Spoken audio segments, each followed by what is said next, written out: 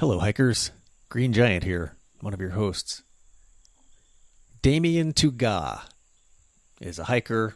He's a shoe blogger and entrepreneur, most notably a family man. In 2014, he and the whole family hiked the entire Appalachian Trail. Challenging enough for one person, a truly impressive feat for a family of 5. In this episode, we're going to get in-depth about minimalist footwear, learn the logistics of hiking while homeschooling, and we're going to find out just how little I really know about computers. Speaking of computers, Stories from the Trail uses Discord to record our interviews. This also lets you listen in while we do so. If you'd like to hear us live or ask questions directly to our guests or just silently witness the chaos unfolding in real time, our Discord server is free to join.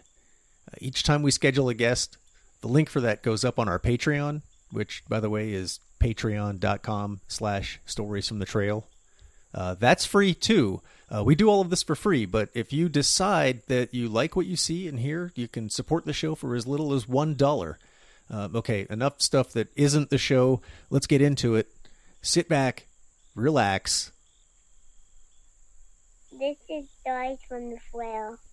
Oh my god, perfect. Oh my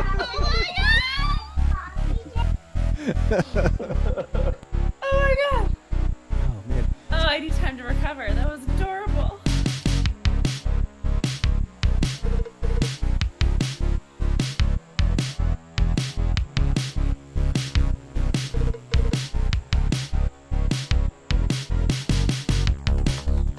Hey, it looks like Megan is here. Hello. Hey, can you hear me? I can. And you sound... Yes, how do I sound? You sound great. Yeah, like a professional. Ooh, it's almost like I know what I'm doing. We're getting there. Slowly but surely, we're making this thing happen. Almost. Okay. And Damien is toe salad in our Discord. Right? That's you. Is it the people on the left? Or, I mean, the What? right side of the page that are here? Oh, there it is. I scrolled. I had to scroll. Megan learns technology. Yes. What a time. The youngest one on this podcast, most likely. Oh, I wonder if that's, I just mean that's it. true. I assume. I'm typically the youngest one. Well, I know toe salad. I know Damien's he's an old fart like me, right?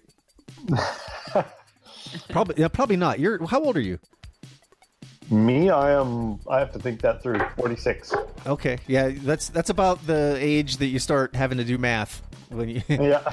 what decade was I born in? Yeah, I'm 48, so yeah, we are pretty close. And Megan only has a birthday every other year, so she's always half my age. So welcome home. Thank you. How you feel? Well, I have to be back at work, so whatever that's worth. Didn't want to leave, right? Womp. Yeah, exactly. Have you already started back, or are you? Yeah, I started Monday. Do you mind saying what work you do? Because I don't know. Oh yeah, I'm a senior software developer. You know, it's People. What's that? Tech people. People who know how to work computers better than I do. I'm glad someone's out there making software for seniors. They really need it. Bravo. yeah. That is the voice of Oglethorpe right there. By the way, that's Vance. Wow. I don't know if we want to use real names or not. I will if you say it's okay. But yeah, we got a couple folks hanging out in the chat room tonight, and might get some more. Some might come and go, but we're not here for them. We're here for each other. They just happen to be here eavesdropping on us. So pretend you guys aren't here. Creepy. Yeah, come creep on the show. So is toe salad? Is that that's your trail name too, right? That's not just Yes, that's my trail name. okay. And the story there is I'm like a minimalist shoe geek, right? And I have been for many, many years. And so like when the Vibram Five Fingers came out, I was all over those. And I used to do a lot of hiking in those, and I would get if you walk through tall grass wearing Vibram Five Fingers, you get greenery inevitably stuck between your toes and you have to pick it out. And so my daughter coined the term toe salad instead of toe jam. Oh, that's beautiful. It's the healthier version of toe jam, I guess. Yeah. That's cool. Nice. Yeah, so she was like little, and I thought it was great, so I just kept it. And I actually had a blog for a while called Toe Salad, in which I wrote like reviews and shoes and all that kind of stuff. It kind of still exists, but it's just languishing. So you've been. Do you then like toe socks? Say that again? Toe socks? I love them. That is like my primary backpacking sock. Hiking, backpacking, yes, absolutely. I love toe socks, and I've been wearing toe socks since before I was hiking and like wearing hiking for hiking. Like I would always get themed toe socks every year as a Christmas present. So I've been in love with them. I bought merino wool toe socks, and I've converted some people to toe socks because they're just that amazing. And I love finding other people who are as into the weird stuff like myself. No, they're not weird, man. They're standard equipment. Because they used to be really weird. It used to be a strange thing and difficult to find toe socks. Now, I mean, in Gingy, like that's what they do. Yeah, well, I mean, when I was wearing the Vibram Five Fingers all the time, I still love those, by the way. I just currently don't have a pair because I wore them all out. But I found that they like can really stink after a while. But if you wear toe socks in them and you can, change your toe socks regularly, then they don't get that horrible odor. So. I always wanted those. I always wanted them. But, I was young when they came out, and I didn't have like a job or anything because I think I was still in school. And there was no way my parents were going to buy me like for $100 or more. Right. Not something you get for a 13-year-old or 14, whatever. Whatever. Happy birthday. Here's socks. Oh. Yeah. So instead I got the toe socks.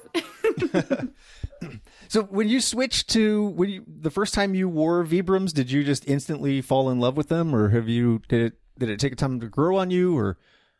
Well, so I came by this sort of I'll say honestly, like many years ago when I was a much younger man, and I kind of was saddled with a number of issues. One of them being I ended up with like a knee problem early on, which sidelined me from doing hiking and running and a lot of things that I like to do.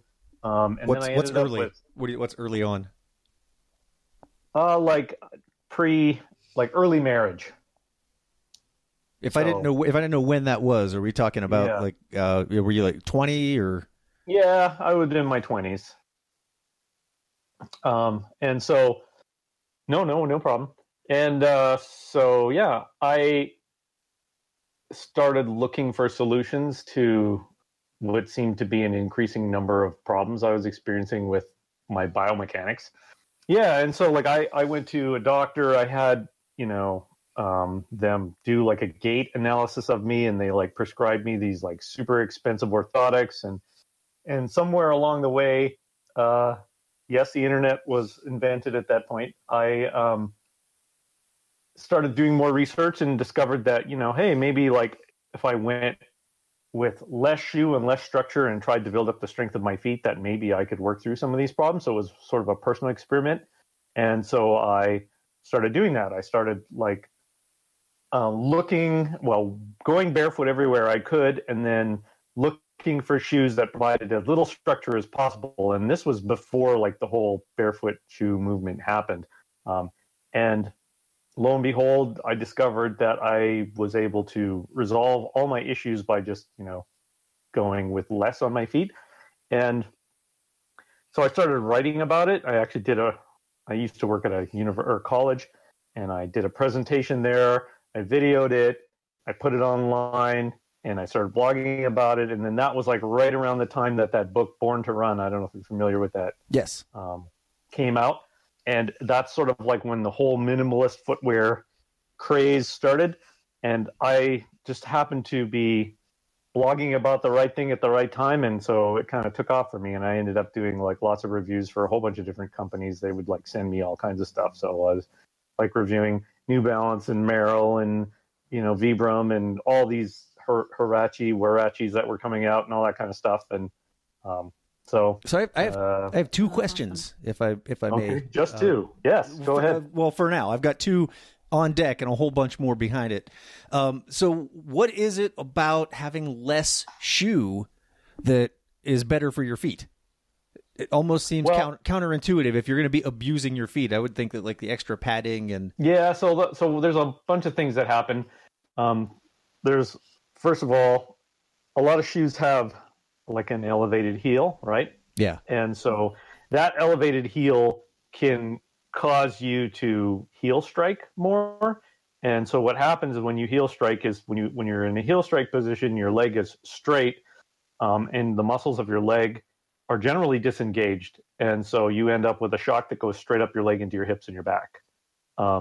Whereas if you do more of a forefoot to a midfoot strike, which is what all like kind of the natural runners and things like that we're talking about, what happens is your knee is naturally bent a little bit more and everything's in flexion. And so you just end up with all of the stabilizers of your feet and legs being activated when you're stepping down, and just kind of provides you natural shock absorption through your muscles as opposed to like unnatural shock absorption through like whatever cushioning your shoe has.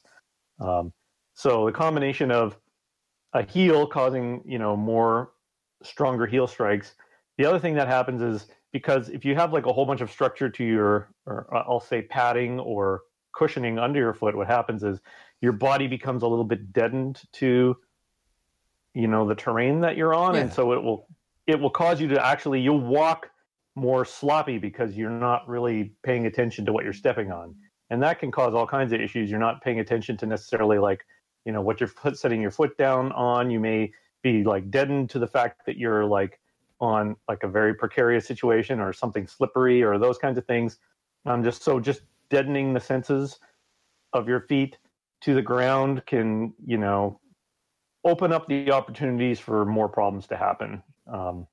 Just because you're not sensing what's going on. This reminds me of, I forget when we were talking about this, Megan, about ankle support and how we both are of the mindset that wearing boots actually weakens your ankles long term, and we've had some discussion about that too. And I'm totally in that camp as well. I feel like your ankle was made to move in like a whole bunch of directions, and when you make that rigid, you essentially move that up to the knee, right? And your knee doesn't move in nearly as many directions, and so you can end up with potentially more knee problems because, all those twists that normally your ankle would absorb in a healthy fashion, your knee has to try to figure out how to deal with, and usually not necessarily in a successful way. Yeah, I know that boots sometimes work for certain people, but I know for myself personally, they do not work at all. My ankle is super flexible, and if it's not allowed to rotate, it's exactly what you said. The knee takes so much pressure. Yeah. It ends up in me falling down. Yeah. So to this day, I'm still a believer in minimalist shoes. I mean, I wear like as light a weight a trail runner as I can handle on the trail, and I use that for running, hiking, backpacking, everything. And do you pay attention to, since you were talking about the heel, do you pay attention to finding trail runners that are zero drop? Like, you specifically looking for zero drop? I look for zero drop, but I think that a few millimeters is fine personally. For people who don't know what drop is, it's the distance between the footbed and the heel of the shoe, correct? Like the height difference. Exactly. And I think a few millimeters doesn't really make any difference when you're walking on a trail, when your foot is going to be in any number of different positions at any given time. Right. So, and also the foam compresses a lot. And so, like the shoes I have right now, I think have a 4 millimeter drop, and it's virtually undetectable, especially on a trail. So I allow myself to use some drop just because then it gives me a wider array of shoes to pick from, and I haven't noticed really anything too adverse from that.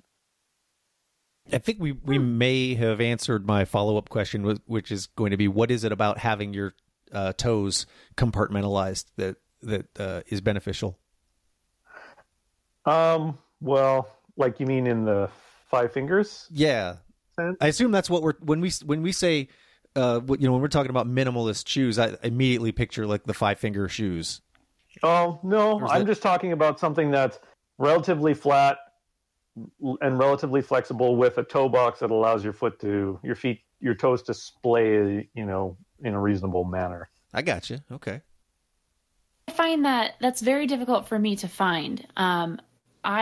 My biggest complaint when it comes to any type of athletic shoes is that my toes never have enough room, and I always end up getting blisters on the outsides of my feet, like the ball of my foot, but on the inside, and then on my pinky toe. And even if I get a size up, my biggest complaint is still that my toes, and I don't even have wide feet because I have a really narrow arch and I have pretty bony feet, but my feet really splay out a lot. And it's been so difficult to find shoes that allow my toes to do that. I might just have to switch to the little toe shoes. Yeah, well, I really like, I found some companies make, like Innovate. Are you familiar with their shoes at all? Mm-hmm. Yep. But I'm going to write that some down. Some of their lightweight ones, like I'm using now, I think it's called the Trail Talon. And a lot of their really lightweight shoes are made with a very flexible mesh. So I have this problem where like the sort of the middle part of my foot bulges out really far. And a lot of shoes, even though they might be fairly light, they're made out of a material that's flexible enough that it doesn't kind of allow my foot to spread out. And I found that some of the Innovate shoes, that lightweight mesh allows my foot to kind of do whatever it wants despite the shape of the shoe. And okay. So I've got a lot of comfort that way. Any specific problems with that type of shoe? Sorry, say that again? Yeah, I guess are there any problems that are specific to that type of shoe? Well, you have to be more careful because they don't have like a rigid toe cap. So if you go and kick a boulder, you're going to really feel it. Okay. I found myself, like when I did the Appalachian Trail, I started out with really minimalist shoes, but I found that as I started to add on a lot more miles, especially once I got into rockier terrain, I wanted a little bit more cushioning underfoot. So I took that shoe out on the long trail for 2 weeks and it was totally fine. It might be fine for a through hike. On the AT, it might have enough underfoot, but that's sort of something that it's the rocks for long hours at a time that can sometimes take a toll and make you want a little more cushioning underfoot. Makes me want a little more time in town is what that makes me want. I never want to go back to PA ever again. I have no desire. That's all I have no desire. Well, at least the AT. I'll go visit people out there. Honestly, though, it's the AT and PA. That half of the state is very different from the left half of the state, which is where I grew up. Western Pennsylvania is. I grew up just north of Pittsburgh, so we were kind of on the border between PA and Ohio, almost in flatlands. So we got all the rolling hills and the cow fields. The pretty stuff. But it's also like that's where the glaciers stopped. So there's huge boulder piles all over the place and like these deep gorges in between the rolling cow hills. And there's really nothing like it. It's super pretty. But eastern Pennsylvania can bite me.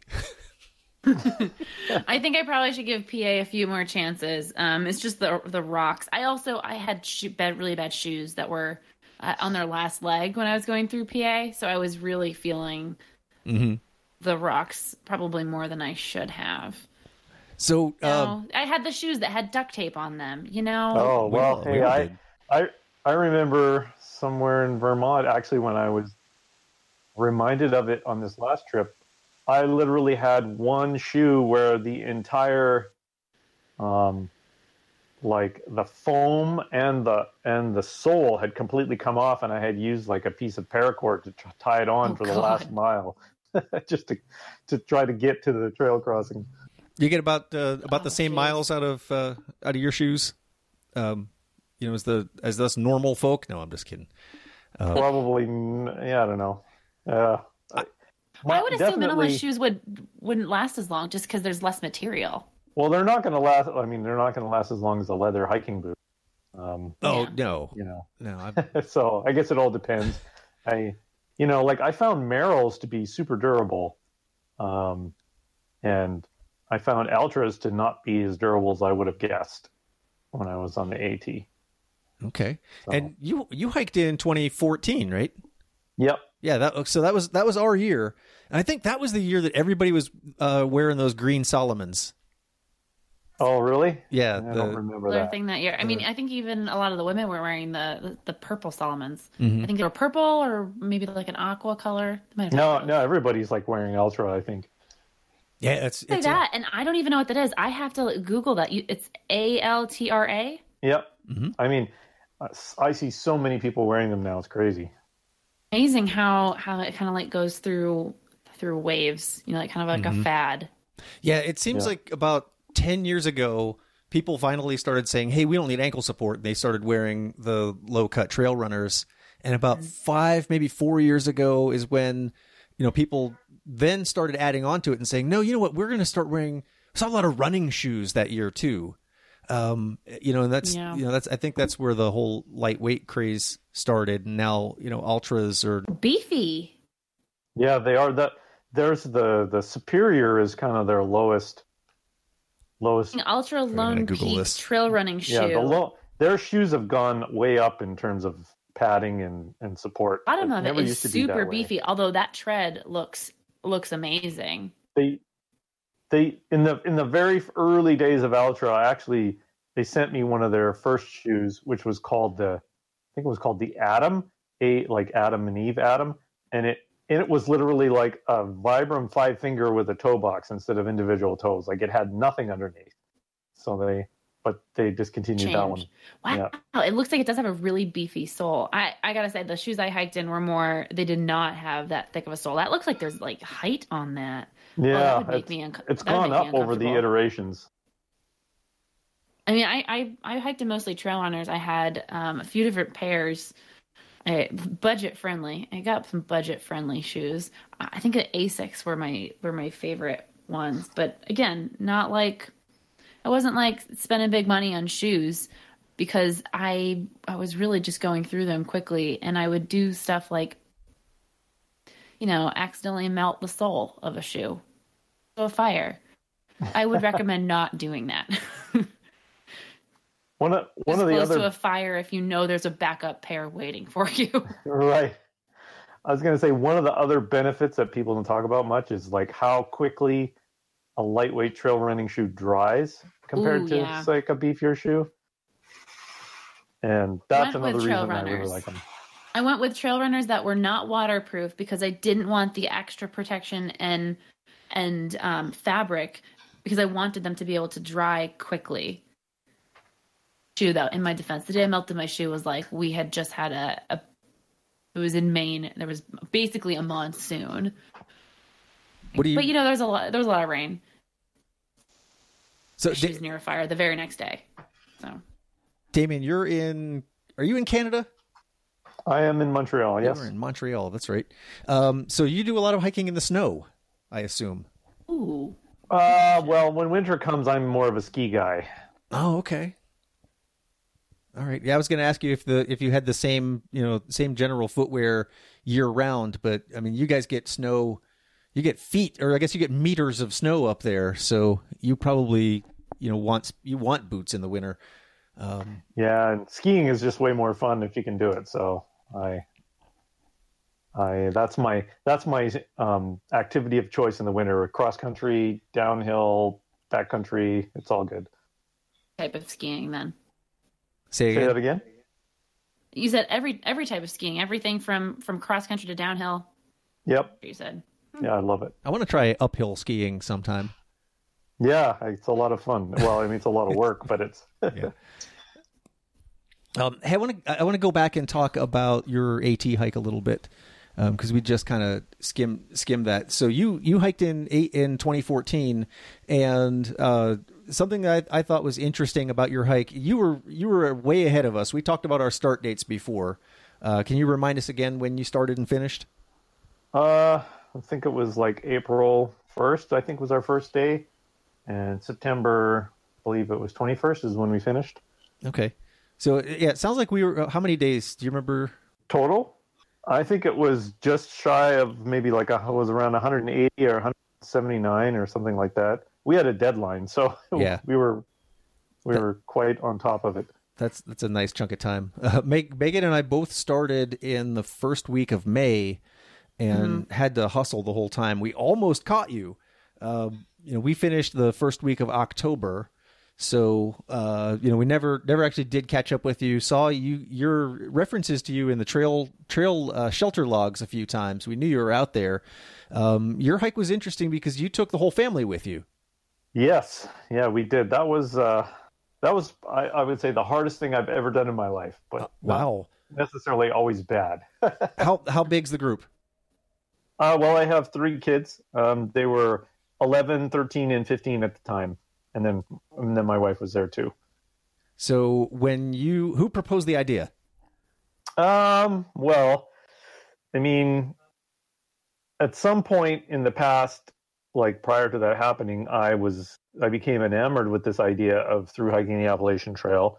And we talked about it early on as something I thought was interesting to do. And then we discussed, hey, maybe we could try doing it as a family. And then it's kind of somewhere in the past, the conversation didn't go from if, but to when. And I don't exactly know when that turning point was, but, so it was sort of a mutual process. And then the more I guess important thing was figuring out, we can actually do this like maybe in 2 years. So that's when it became real. But so it wasn't so much a proposition as just something that you talked about that eventually became reality. I got you. Yeah, so the whole family is into hiking, and you all just kind of tricked each other into hiking the AT. Yeah, well, we did, like, when my kids were really little, like, we've been hiking together as a family since my youngest was, I think, 3, doing just short hikes in a bird sanctuary and near where we lived. And we kind of developed this protocol, which I call one day a week, where we would spend an entire day a week together outdoors as a family. And usually that involved hiking. And it kind of evolved from, one day a week to like maybe one weekend a month. Okay. We'd do like a multi-day trip somewhere, whether it was, snowshoeing out to some cabin or backpacking or that kind of thing. And we kind of evolved it that way. So by the time we were ready to through hike the AT, we had a lot of experience doing shorter trips, and we were very comfortable in the outdoors in a variety of conditions, but we had never, done anything long. Who took you on your first hike? My first hike, like ever? Yep. And what do you remember? Probably would have been my parents. I think I grew up in Alberta and we lived near the Rockies. So occasionally we would go do a hike somewhere when we went on vacation. So that's probably about as early as I remember.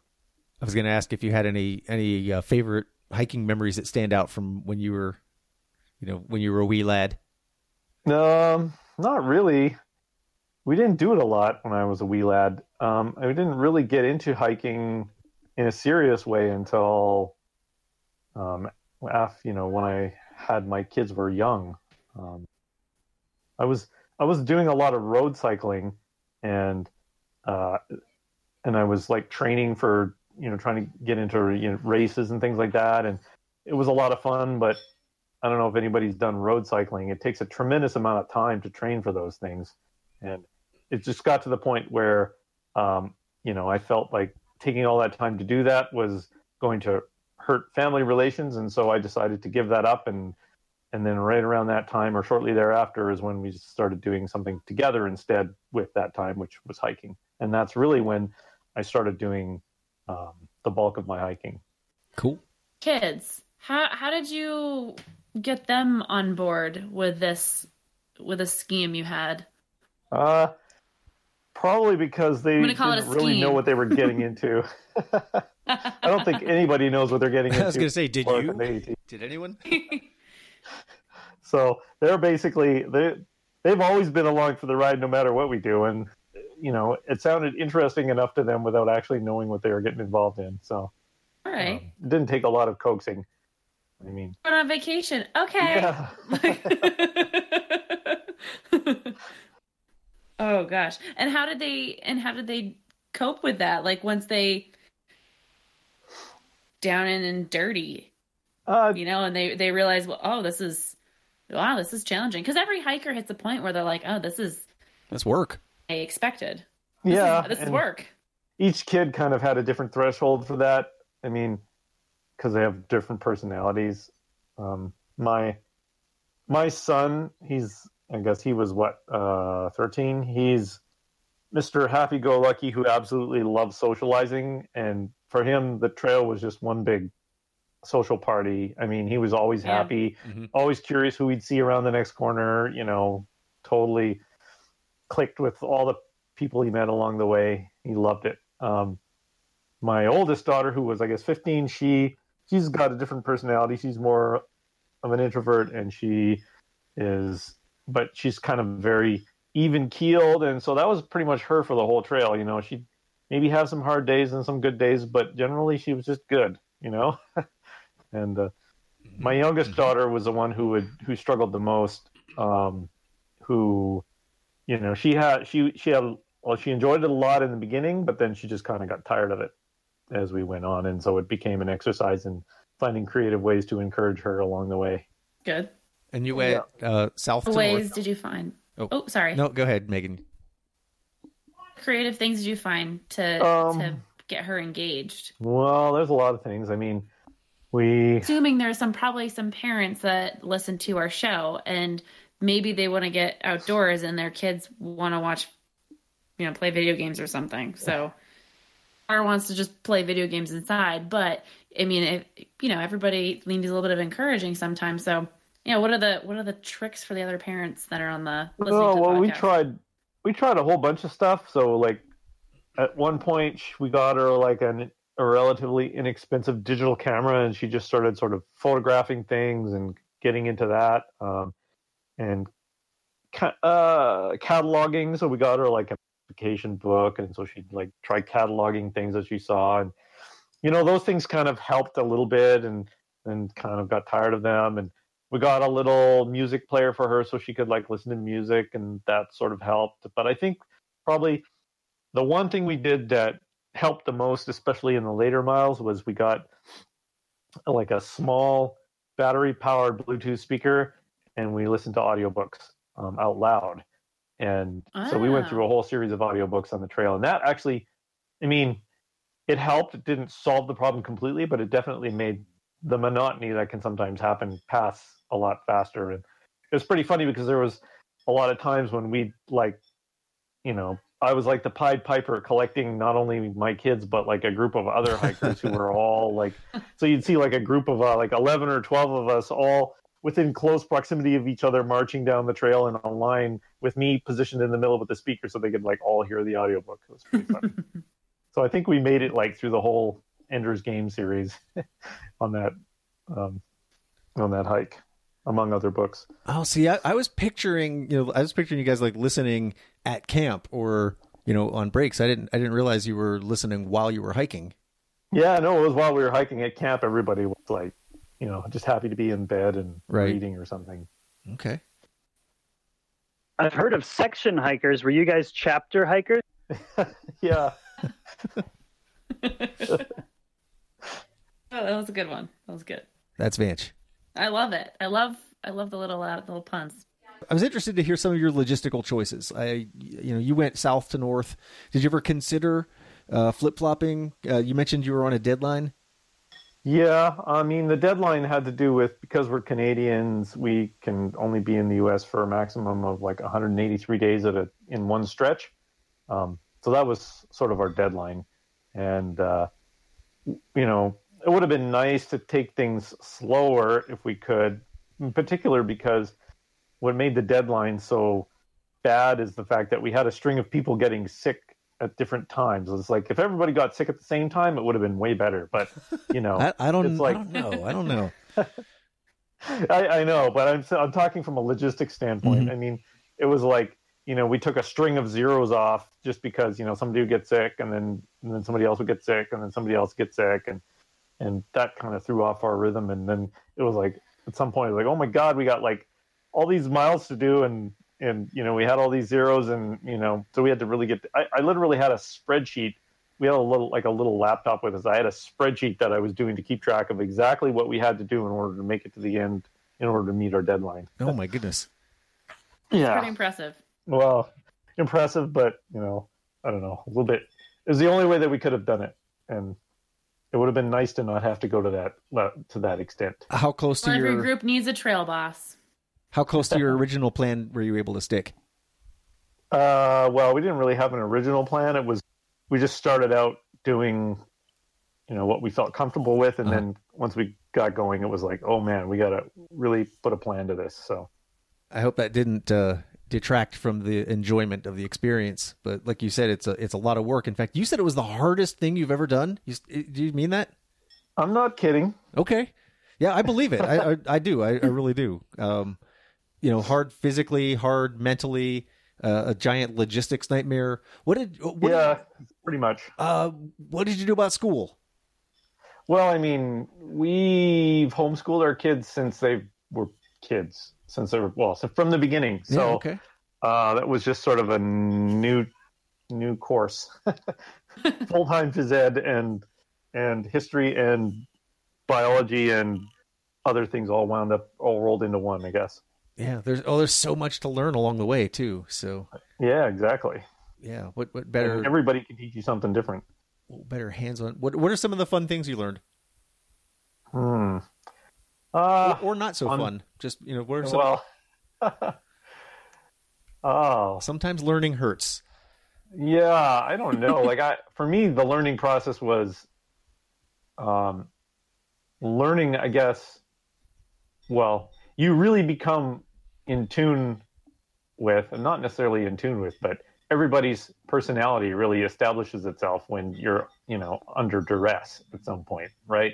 Right. So that to me was a big thing in the sense that, at any given time, I mean, there's 5 of you and somebody is not going to be on their game at any given time, right. Guaranteed. There's rarely a day when everybody's firing on all cylinders. And so, for me, it was, there was a lot of patience that needed to be exercised to walk people through that process and just understand how they process things or how they deal with stress and all that kind of stuff. So, that was, part of the difficulty of doing it. But I mean, we still all are friends and love each other and hang out together and hike together. So it wasn't bad, but it was, a lot of effort, I guess, as any relationship is. Did you guys stick together the whole time? Yes. Yep. Okay. I didn't know if you... Except, well, I should say, my wife got a stress fracture at the end, so she didn't actually finish the trail. So she got off right near the beginning of Vermont. So she actually did some more miles on this last trip on the long trail. And so at that point, she wasn't with us. So I finished with the rest of the kids, and she supported us with a vehicle, which was really nice, but it was also really difficult for her because she didn't get to finish. So the dynamic changed a lot. Mm-hmm. And those are not fun to deal with. Those are painful. Yeah, and she didn't really know it was a stress fracture either. It was kind of like, take some time off, see what happens, try it out, and just go see a doctor who can kind of give you some ideas of what he thinks, but without like an x-ray, they couldn't really tell you. So one of the things that surprised me about just long distance hiking in general, something that I'd heard a million times before I started the trail, but you don't realize the scope of it until you're out there. One of the most important things of this experience is making friends. How's that different when you guys are already kind of, did you stay a closed unit, or did you have, people coming and going in your trail family? What was the social experience like? Oh, the social experience was really good. We made friends with a lot of people, many whom we still have contact with now.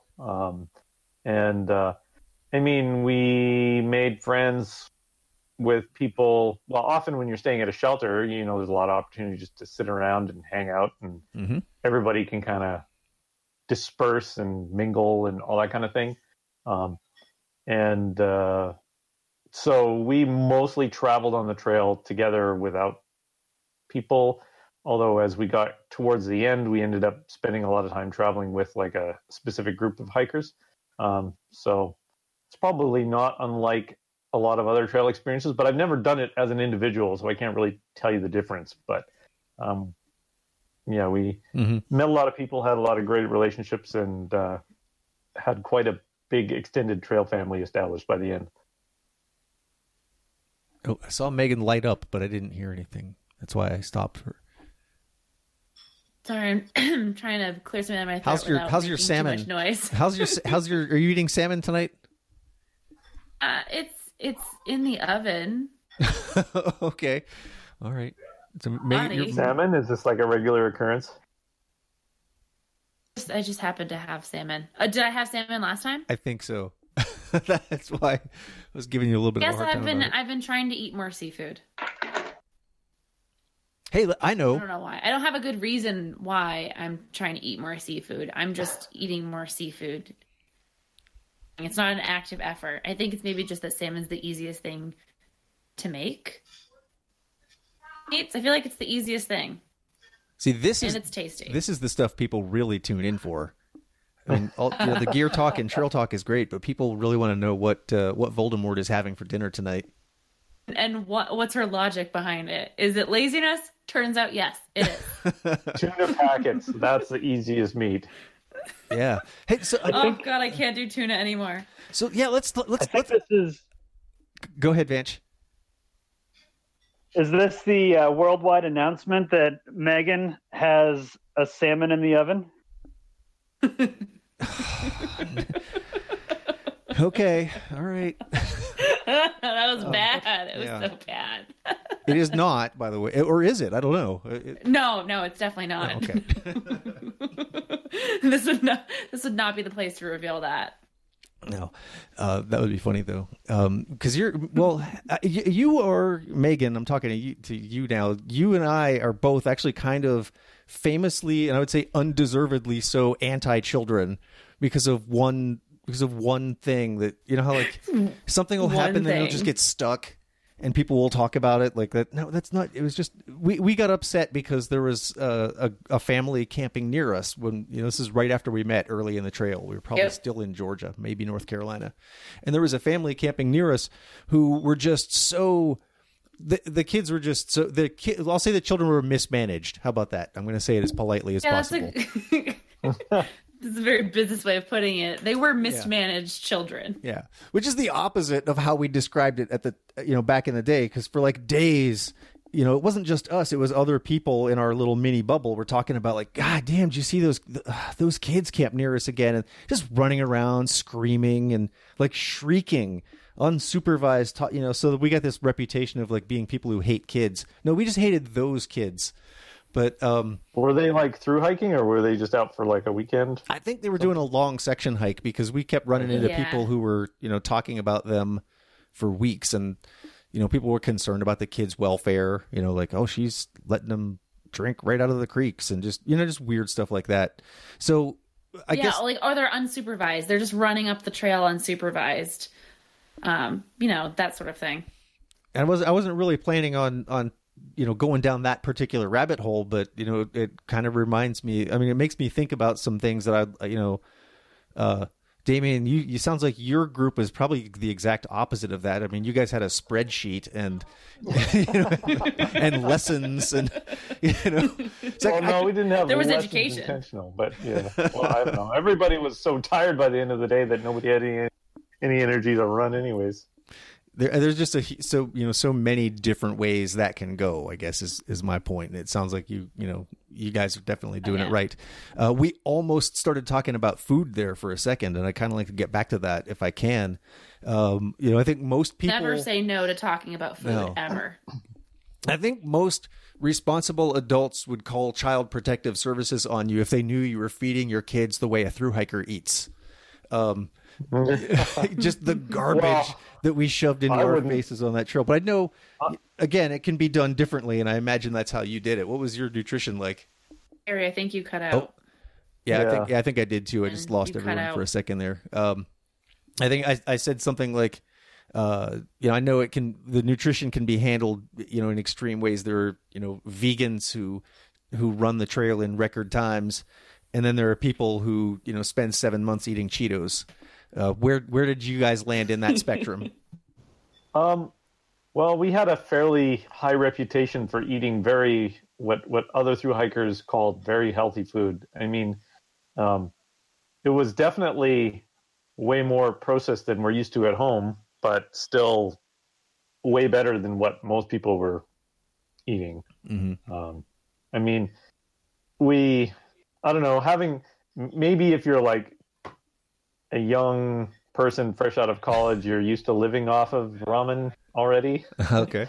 But, we never fed our kids that stuff at all. And so the idea of kind of moving to like an ultra cheap, crappy diet just kind of wasn't on the radar. But, so we just ate a lot of, we'd eat a lot of, for example, bars, right? Mm-hmm. Lots of, make sure they're whole grain, as few ingredients as possible, those kinds of things. And instead of, we had ramen maybe like a few times. It was like a really big deal for the kids to do that. Right. But, we would do other things like, we do mashed potatoes like everybody else, but, we'd augment it with like dried vegetables and other things to make it sort of a more complete meal. We do noodles, but they might be like, maybe brown rice noodles or other kinds of noodles. And then we always augment it with other things. So we kind of had a little bit different system. We would often order, like, I can't remember the name of the company. There's some company down there in the US that you can buy this variety pack of dried vegetables, all different kinds, in a bunch of little containers. And because there's 5 of us, we can actually justify the weight of all of those things, right? And so we just like place an order of that, have a huge variety of different vegetables, and then we just kind of like add them to every meal in different ways. So it was almost like we had a pantry of dried things in our packs that we just add to the staples of rice or potatoes or noodles or those kinds of things. And, so we did the best we could. From my standpoint, it was still like way more processed than we're used to, but a lot of people seem to think it was way healthier than what they were doing. So I guess it was a good enough balance. Yeah, it's not easy. I mean, it's not hard to eat better than the average thru hiker out there. That's a pretty low bar to set. The worst meal we had, everybody will tell you, was we went to Trans Grocery to resupply for a little bit of extra food, and it had already been cleaned out by a bunch of thru hikers. And so like what was left was something like hot dog buns and a can of Beanie Weenie. So God, that's awful. So that may have been breakfast or lunch. I can't remember which, but yeah. Nothing like a flour tortilla full of peanut M&Ms.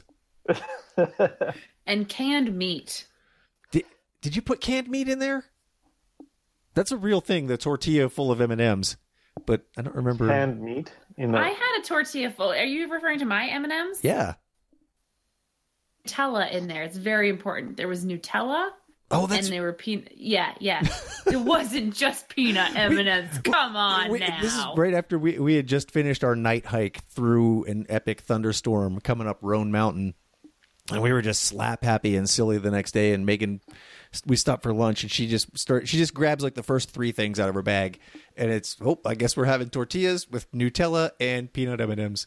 Yeah, because I had mostly snacked on like everything else, mm-hmm. and I also I'm gonna add to my to the neuroticism of that. Mm-hmm. I aligned the peanut M&Ms in proper color order. Roy G. Biv. in the tortilla wrap. Because we are just nerds. That amount of crazy. Just that amount. Just a smidge. Just a smidge. Huge nerds on the trail. Way healthier than the tortilla wrap. I was the one who was responsible for doing all of the grocery shopping for the whole trip. And the only way responsible. What's that? Responsible, like that was, you guys did well. That's pretty impressive. Well, that's healthy eating. Yeah, I had a protocol, which was basically I bought food by not the number of people or meals or anything. It was basically I just bought food by weight. You know, it was like, like 1 point, like it started out like 1.5 pounds per person per day, which is like a standard I've heard from various things. I think Knowles uses that even. I think that's right. And I mean, I knew how many like suppers and breakfasts we'd have, so I'd kind of, get those planned out, and then everything else was just figure out how many people we had, how many pounds per person per day, and just do that. And then at the end of a run prior to resupply, we'd see, okay, did we have too much, or are we like running on fumes? And then gradually we'd increase it until we found some sort of stasis that seemed relatively equal, and kept going with that. So that was the only way to do that. Buying food, not a minute that I was hiking did I consider buying food by weight. I counted my meals and then would go in with that in mind. The only time I considered weight when buying food was when I would buy a pound of Little Debbie's and I needed to figure out how many Little Debbie's I had to eat in town in order to justify carrying out the rest of them. Like, because it's a pound. You can't carry a pound of Little Debbie's. Like, come on, that's unreasonable. Eating half a pound in town, though, and carrying out half a pound, that's more reasonable. You're still carrying a pound of Little Debbie's. Yeah, well, yeah, that's true. It depends on how long I'm in town for. I think the purchasing food by weight is actually effective because I don't think anybody in our family really lost a significant amount of weight even. It's a great idea. Everybody was pretty stable for the whole way. So that was something I was a little bit concerned about. I didn't want like my kids whose metabolism is already going through the roof, not getting enough food. And also had to like care for other human lives.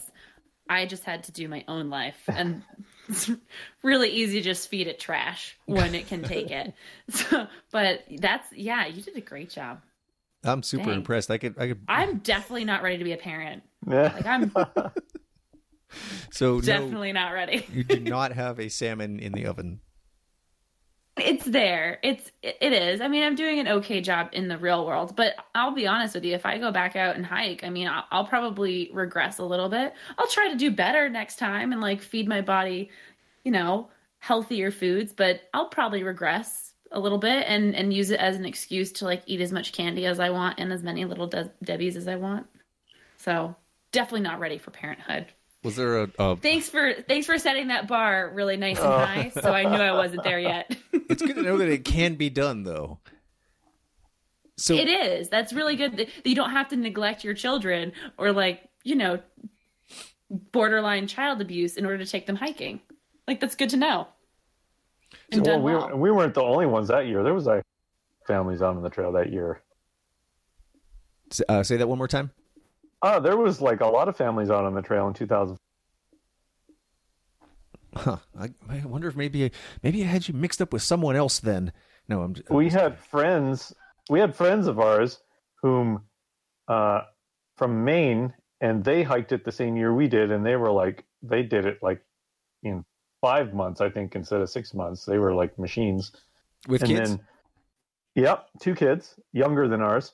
And then there was like 2 other families that were doing it at the same time as us, and they had cars, and they were like mixing and matching sections however they wanted. So they kind of did I don't know what you'd call it. Not a flip-flop, but a yellow blazing tour of the AT. No, they did it. It was mostly just like a la carte. Oh, I got you. Okay. Pick the sections as that it suited them best. So I like that, an a la carte through hike. That sounds better. I was thinking Frankenstein, but I like a la carte better. It does sound a little nicer. It's classier. Classy on this show, obviously. Sometimes. What was going back home like? We actually managed to line up prior to us going to the trail, we lined up a house sitting gig with some friends who were going to do a world tour with their family. So they were going to be traveling Europe and a bunch of other places. Oh, nice. And they wanted somebody to house sit for them. So our return home coincided with their leaving. And so we went and house sitted for like 9 months after we got back from the trail. So life was still a little bit of an adventure for a while after that. Oh, okay. So that's, one of the things that people say, and I was kind of getting towards, I was trying to find out if there was like a children's version of post-trail depression. But, one of the things that that I hear a lot, there's many different ways people deal with it. And one is to just keep doing amazing things or keep doing things that are out of your comfort zone. And it sounds like that's, kind of, do you guys have a comfort zone? Oh, yeah. Okay. It sounds like you're pretty good at staying out of it. Well, I guess it's all relative, right? I mean, our comfort zone generally has been, home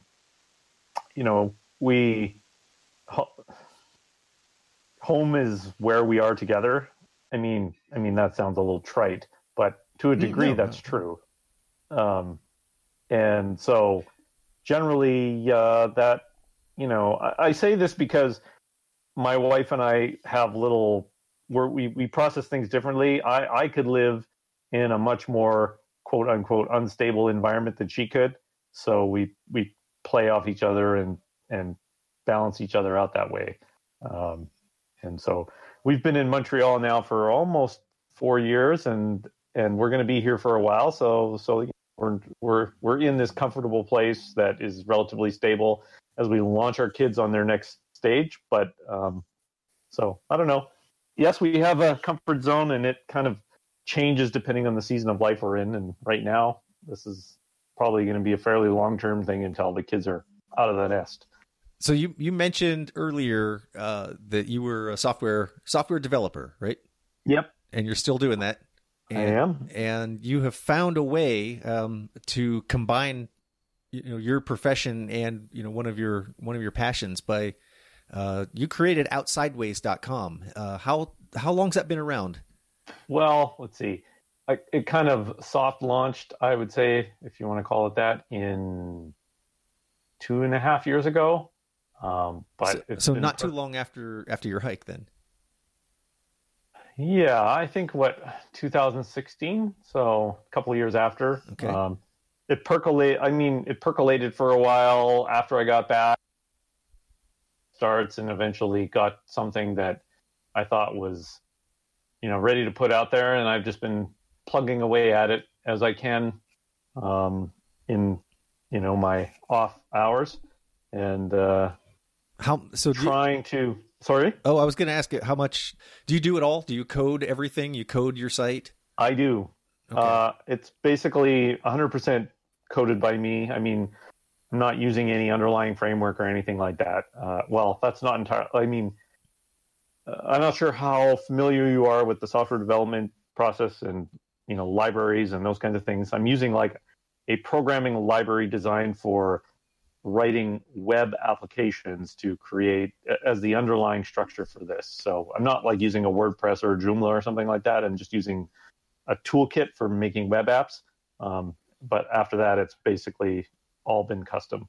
Okay. Yeah, that's actually kind of what I was going at. I was a software consultant.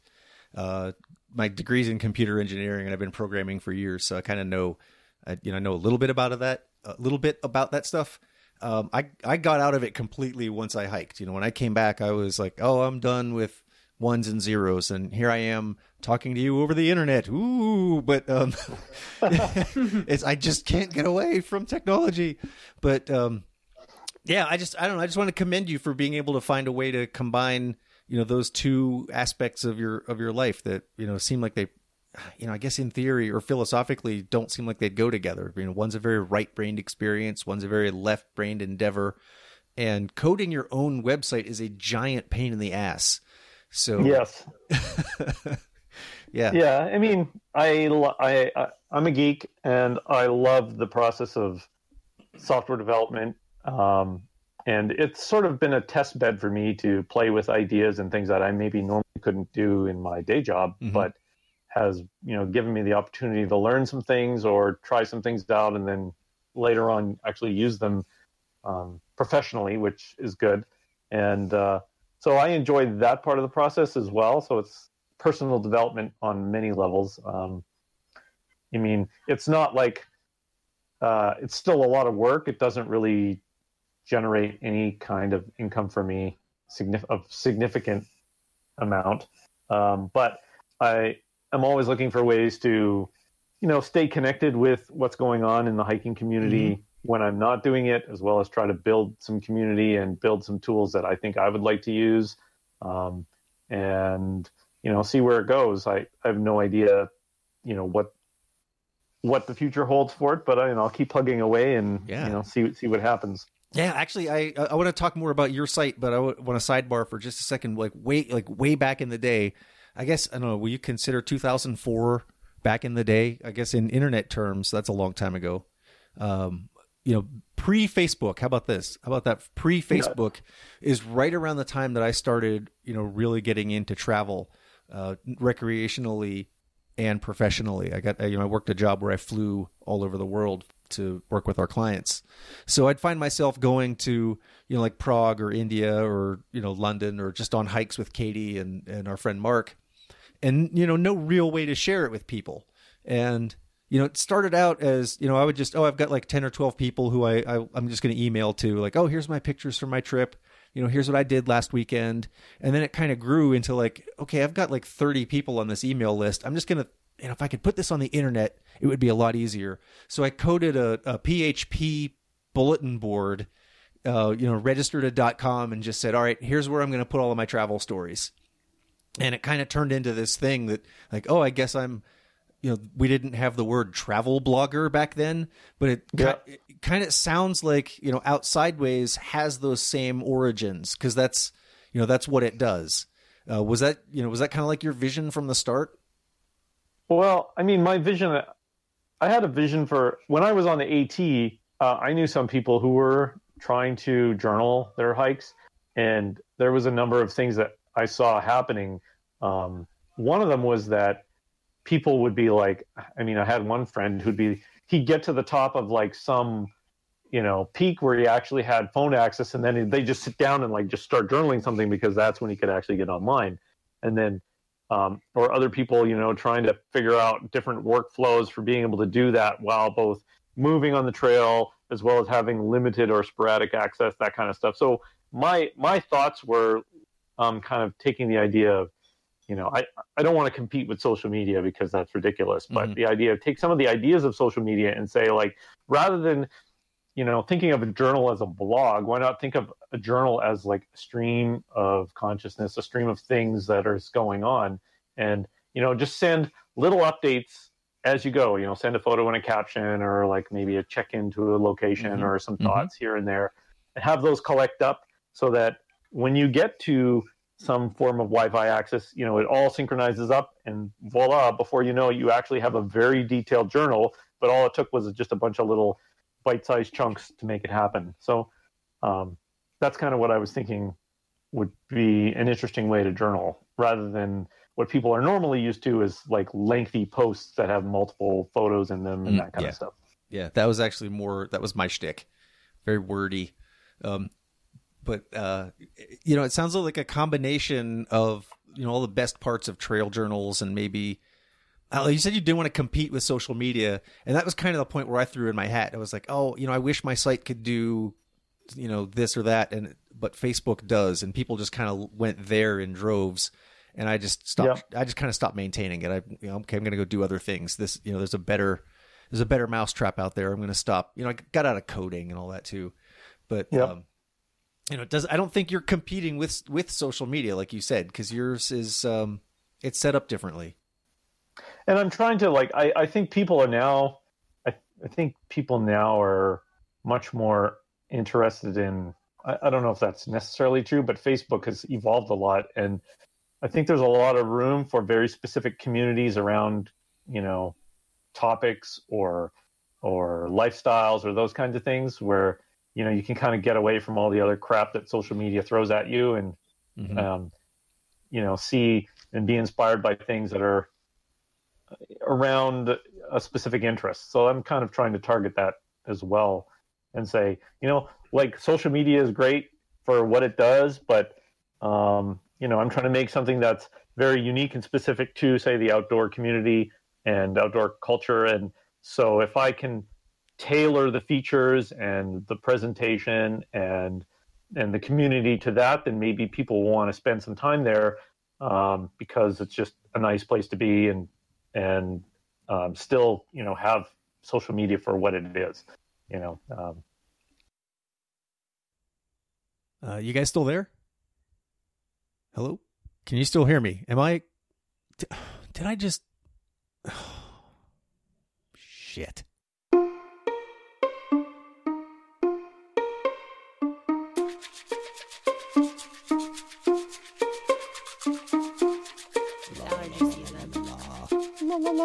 There we go. Let's talk about today's sponsor, Outsideways.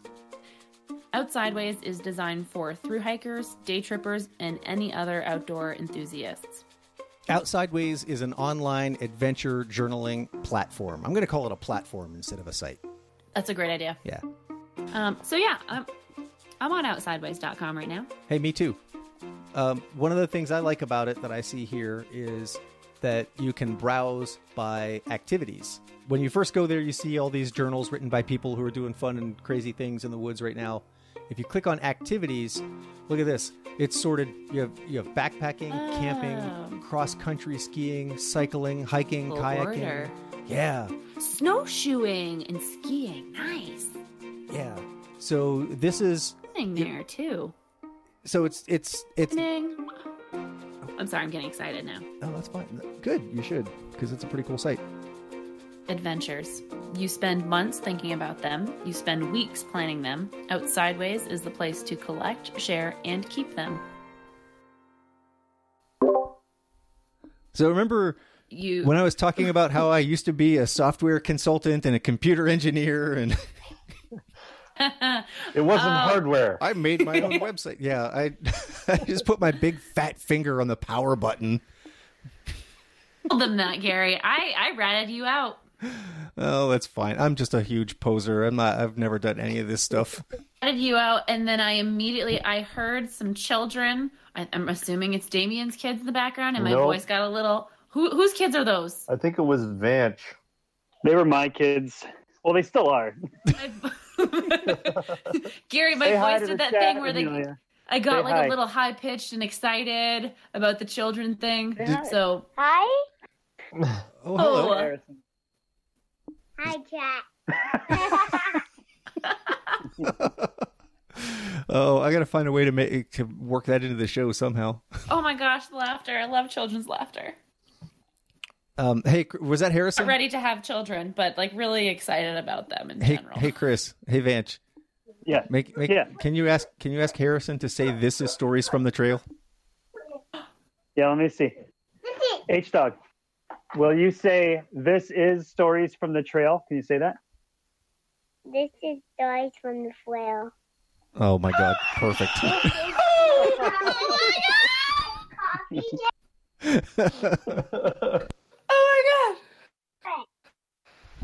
Oh, that's good. Oh, man. Oh, I need time to recover. That was adorable. Yeah, if I put that at the top of the show, people might accidentally, make it assumed that was one of Damien's kids. Maybe I'll use that as the Oglethorpe stinger or something. I don't know. That's awesome. My kids have much deeper voices now. Do they sound like you? Because you've got kind of a rich baritone. You don't sound like a nerd, is what I'm saying. Oh no, my son has got a pretty low voice. My girls, they have girls' voices, so. Well, that's a relief.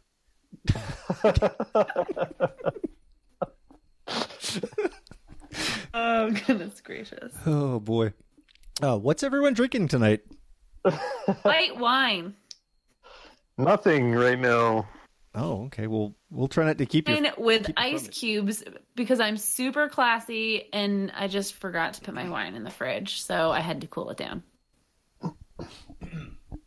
All right. So since we had an inconvenient stopping point, maybe we'll try to let's see if we can piece this back together. Oh yeah, when we were talking, I think the first thing I said about what was I talking about? I'm gonna try to remember now. Talking about visiting Outside Ways. Yeah, and that's where Outside Ways is where I followed your long trail hike. I wanted to talk more about that. All right, settle down here and get back into it. Whew, I get it. I get really excited sometimes. Especially after something stupid happens, after I screw up, I just kind of keep your finger away from the power button. Yeah. Yeah. Keep my fingers to myself. Good Lord. All right. So you guys just got back you did the half of the long trail, right? You didn't do the whole thing. Yes. Not all of us. Not all of us. So wait, some of you went, or tell me about your long trail trip. How about I just leave it open-ended like that? Sure. Well, my wife's parents were introduced to the concept of backpacking from us after many years of us doing it, and then our thru hike, and they kind of have since gotten into this whole idea of backpacking and have been, planning their own adventures. And so they decided to embark on a large section of the long trail for I think it's their 40th wedding anniversary or something like that. I think 45th.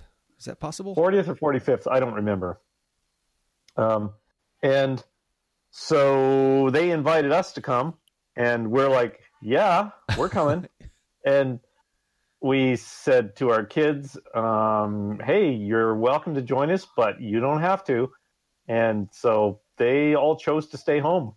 And so it was just my wife and I. All right. And her parents. And it's like the first time that we've ever done anything that long without our kids. So that was like a big milestone. How was that? It was really nice. Especially for my wife, who generally is, she's a mom, right? And so she's always thinking about, are the kids doing okay? Are they this? Are they that? And when the kids aren't present, miraculously, that just kind of goes away, and she can just be free from having all of that on her mind. So that was a really new experience, and it was really good. So it was great. So yeah, we did 2 weeks, and basically took us to the halfway point. So for benefit of people who may not know, can you say what the Long Trail is? The Long Trail is the oldest long-distance hiking trail in the United States. It is in Vermont. It goes from the Massachusetts border at the south end to the Canadian border at the north end. It follows basically the ridgeline of the Green Mountains. And the Appalachian Trail is on, I guess, a significant chunk of the southern section of the Long Trail. 106 miles of it overlaps, if I recall. And it's 270 miles long, or 275 or something like that. And we did like 135 miles. Did you do the part that overlaps the AT, or did you do a different section? We did. Yeah. So some of it was, walk literally down memory lane for you.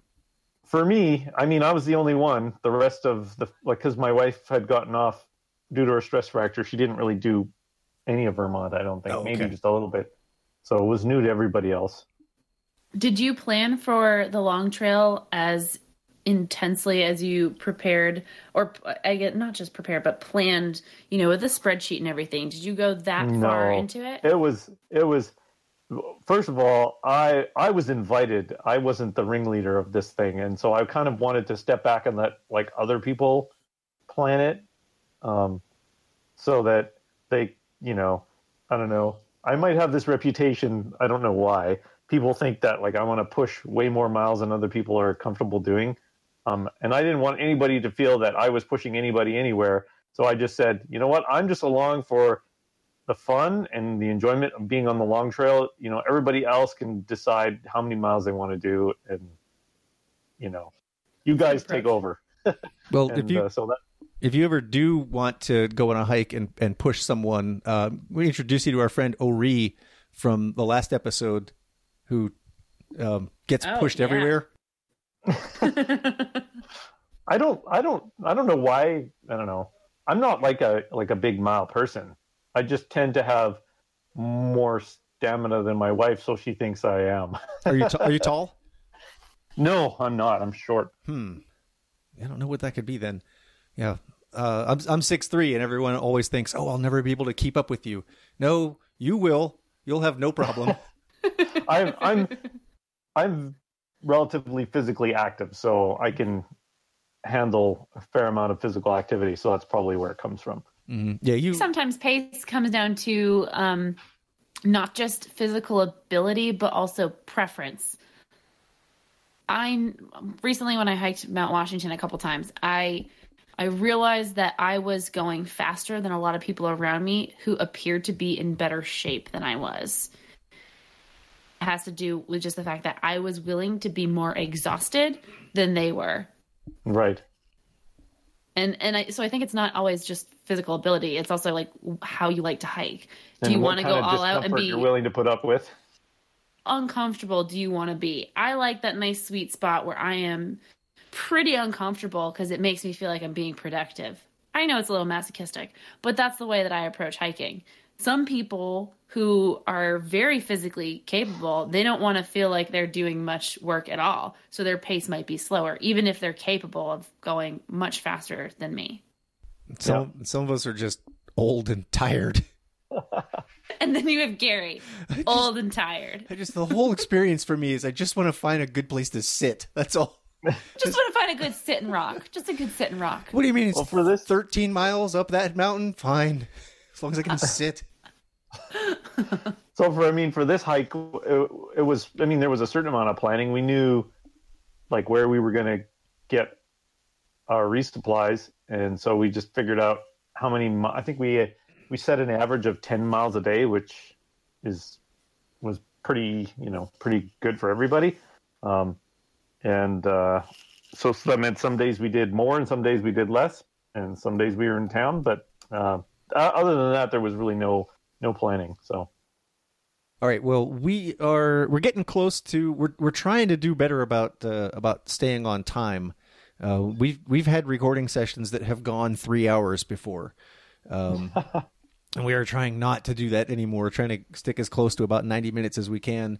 But I do want to. Popular belief: we have lives. It's true. I mean, I do emerge from the blanket fort every once in a while. I go outside and I buy groceries with all the normies out there. Some would argue that this is my life outside of my work.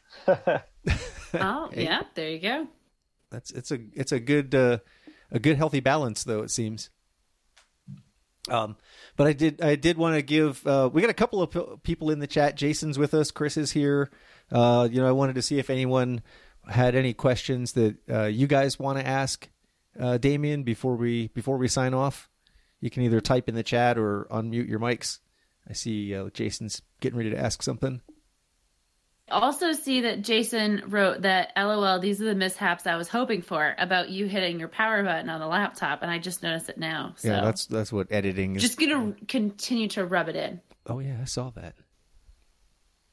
Oh, good question. Yep, so Jason... Great question. Yeah, Megan, you want to read this one? So Jason's asking you, Damien, how did you divide up the gear on the AT between the kids and, you and your wife, of course? Yeah, so the kids had to carry their own sleep system and their clothes and their food. That was sort of like the minimum, set the bar there for everybody. And then depending on age and stamina, they would, we'd add things to the packs. So they didn't have to carry tents or cooking supplies or any of those kinds of things. My son carried like poles for one of the tents. My wife and I carried the cooking stuff and the shelters. We started out with 2 shelters, a 3-man and a 2-man. And then later on, my daughter decided she wanted to not share a tent with anybody. So we got another solo shelter that she got to carry. So after that, I mean, they pretty much just carried their own stuff and their own food. And then we made some adjustments as we went. Like my daughter, my youngest one, was carrying an iPad at one point, and then it got ditched, and she started sharing an iPad with her mom just so she could save some weight, things like that. So I think the youngest, her pack weight was maybe, I think it was around 18 pounds eventually. That's nice not bad. And light. Mine was considerably heavier. So if nobody else has any questions, I'm going to run through a couple of quick announcements. Show-related stuff. Sounds like we're at school. Time for morning announcements or afternoon announcements. Yeah, we're going to do a couple of show-related afternoon announcements. We need a little ding ding. I can't do the whole NBC theme, or we'll get a cease and desist letter. So yeah, Megan and I have been talking about our food episode for a really long time, and we're gonna have that coming up pretty soon. It's already pumpkin spice time of year again. It's definitely autumn. The leaves are changing. Abbreviate that to PSL, by the way. PSL. It sounds Pumpkin like spice latte. I just learned that this year. It sounds like something you catch and that you don't want. I don't want it anyways, but yeah. I'm sorry. Continue. Are you suffering from PSL?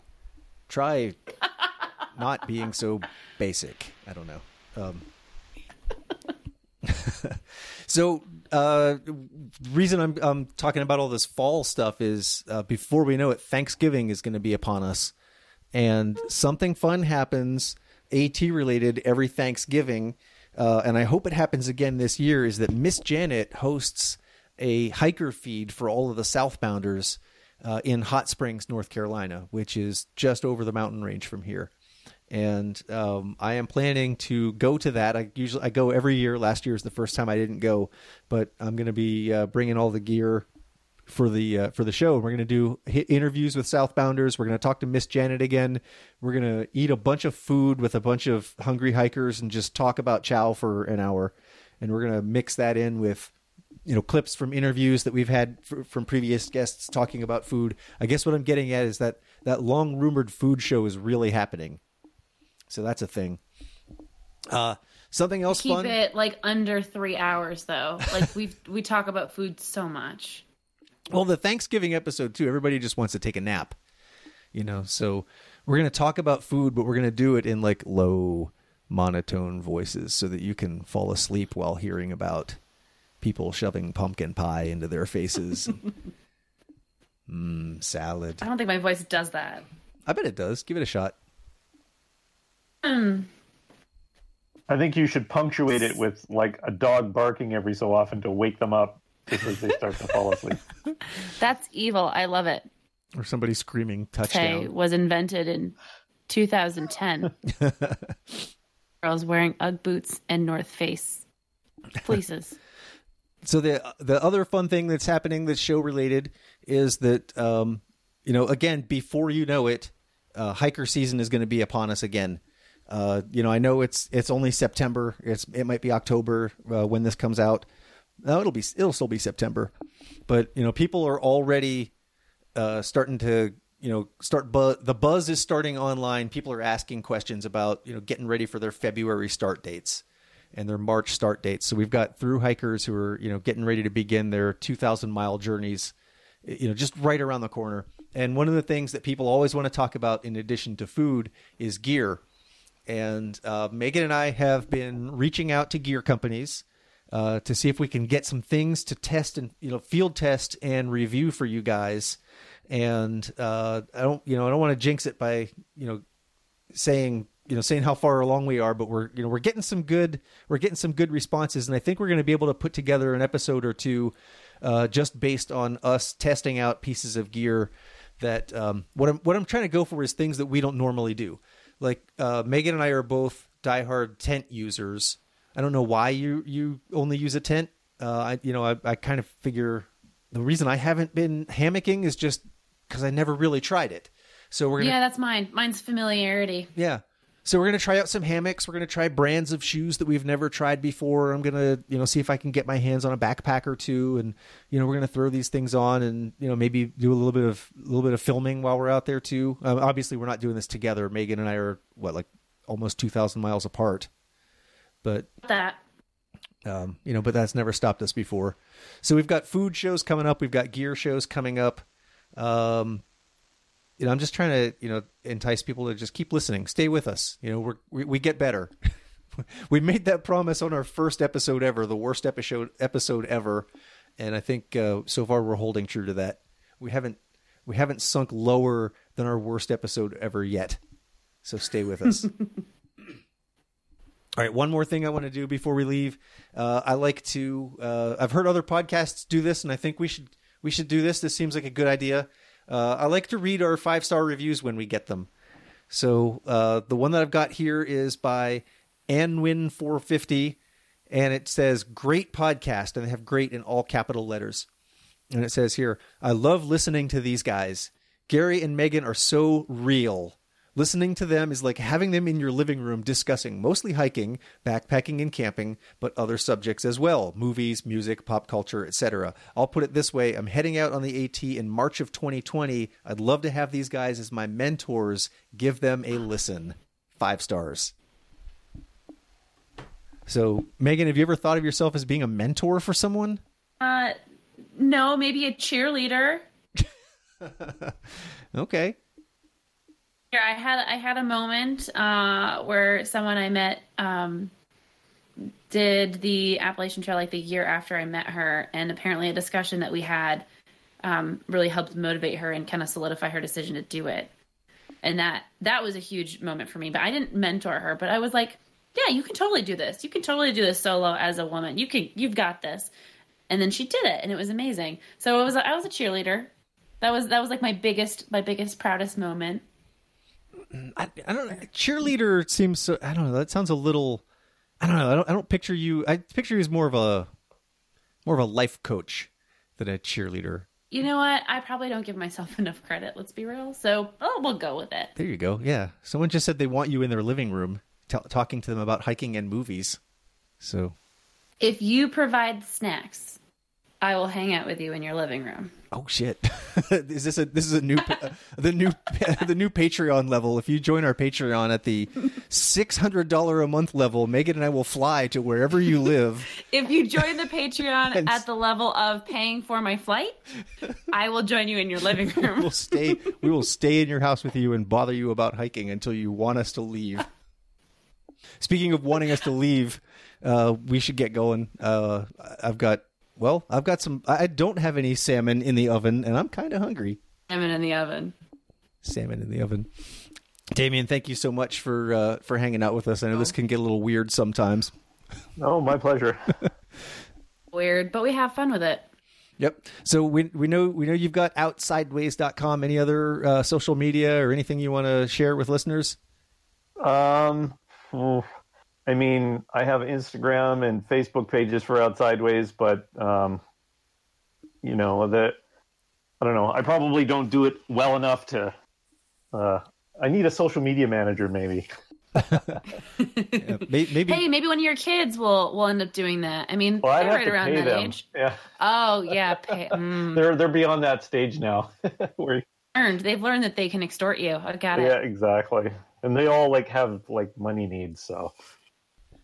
Yeah, and Outsideways, I'm pretty sure doesn't micro-target their readers and then sell their personal information to hostile governments in order to overthrow an election. No? What's the least amount of money you would accept to do that?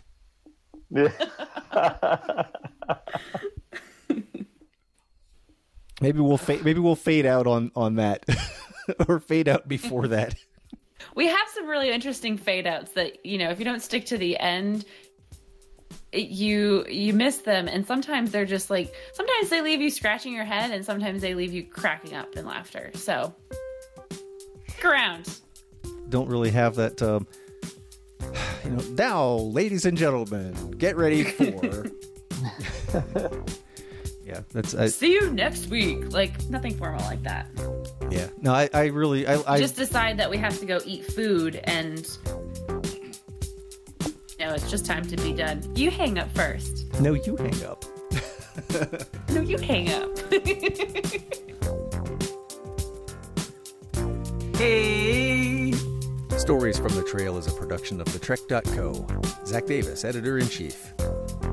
Your hosts are me, Gary Sizer, a.k.a. Green Giant, and Megan Thompson, a.k.a. Voldemort. Our music is by Lee Rosevere. Don't forget to leave us a 5-star review wherever you download the show.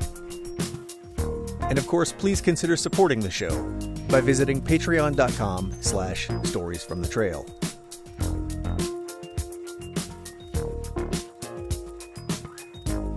The show is recorded, mixed, and edited by me, Gary Sizer, here at Blanket Fort Studios, which is just me in my basement with a blanket over my head.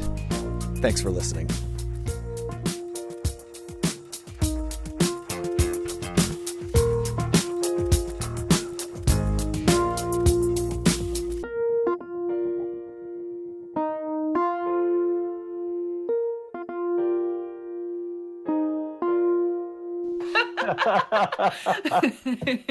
I pay people money to make my toes look better.